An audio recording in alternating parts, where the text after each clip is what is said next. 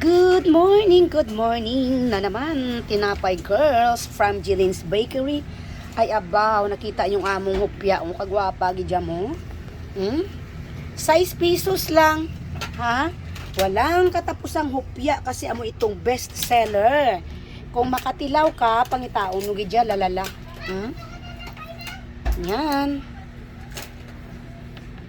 Hopya from Jillian's Bakery, sibuyas with sesame seeds. Yan. Namit no sa mga viewers dyan na malayo.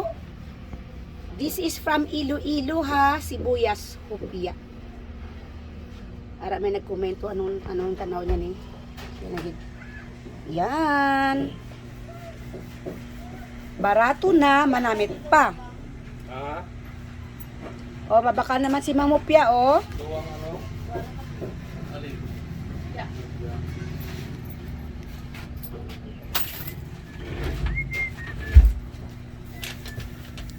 Thanks for watching. Oh.